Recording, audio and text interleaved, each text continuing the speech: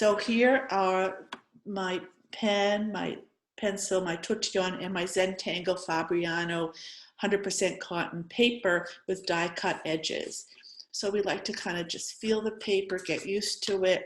So what we always do is we put our name on the back side. So whenever you're drawing, you want to have your name and your date, the date and where you are. So today's date that I'm doing this is 5/14/20, and I'm at home and I'm doing a Zoom recording.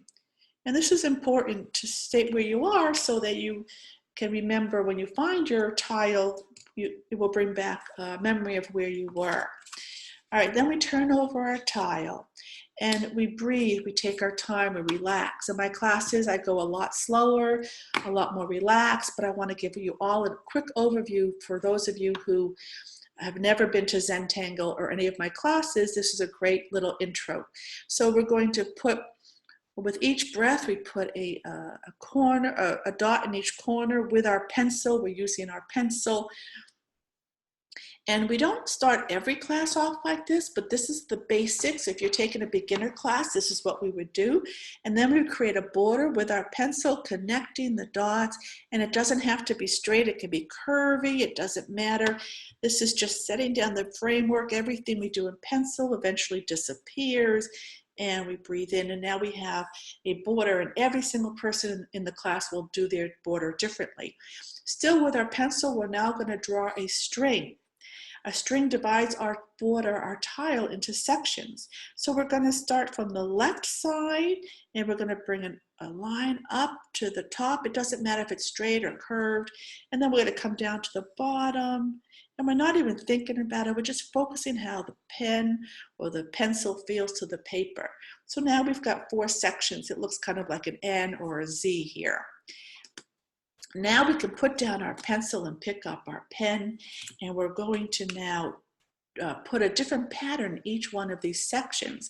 I'm not going to fill up all of them. I'm just going to give you a quick demo. So for example, in this section, we might put in a pattern that starts with these arcs.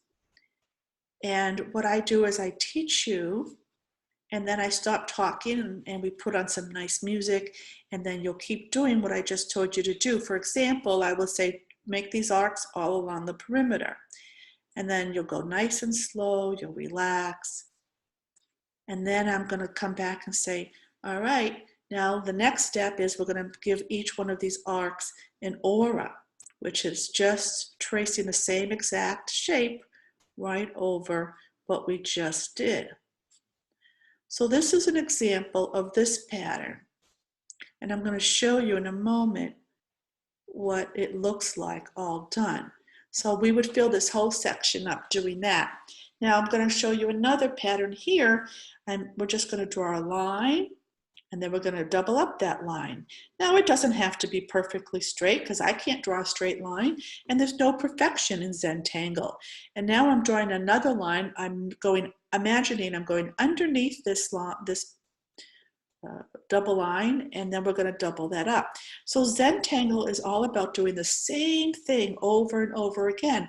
So we're going to fill up this section, this whole section here, just doing this pattern where we're drawing lines. We turn our tile to get a different angle, and we draw another line. There's no right or wrong in Zentangle. It doesn't matter. If you decide you want to curve your lines, go right ahead.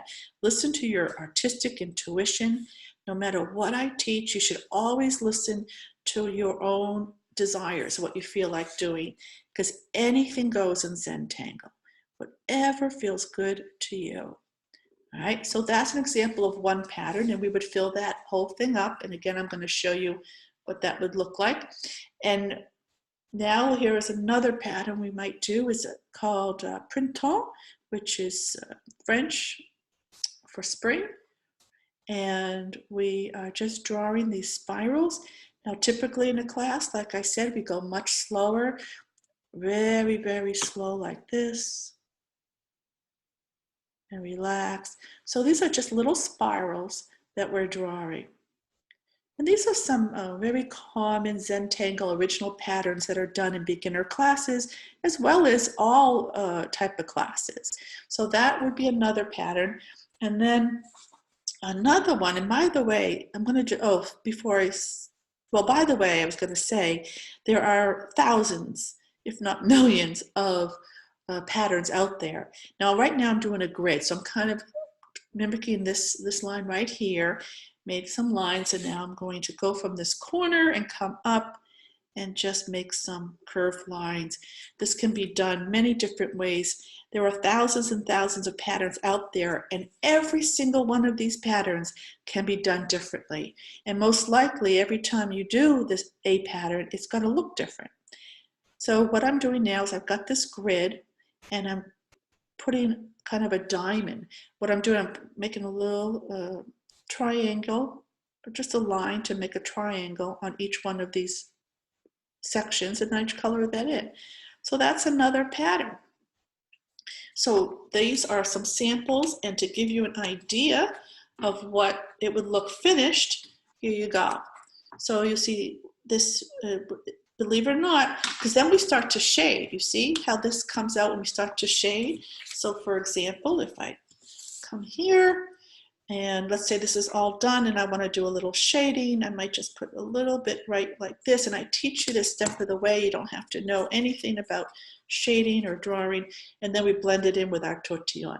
So that's, the shading is always done last, and we always initial our artwork, and just, or don't initial it, you can sign it with your name or any way you would like to designate your signature.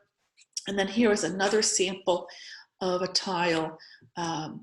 This is that pattern I just showed you, but it's a little bit curvier instead. This is a different pattern that's very, very cool. And if you hang around Zentangle, you will learn that pattern. But here's, we did, this is, believe it or not, this pattern here is the start of this pattern. This is what we would have ended up with. This is the spirals we were doing. I didn't show you this pattern. And then that's the floors. All right, so there you have it. Nice intro to Zentangle. Very brief, short overview, but should give you enough info to get started with my classes, and I hope to see you there very, very soon.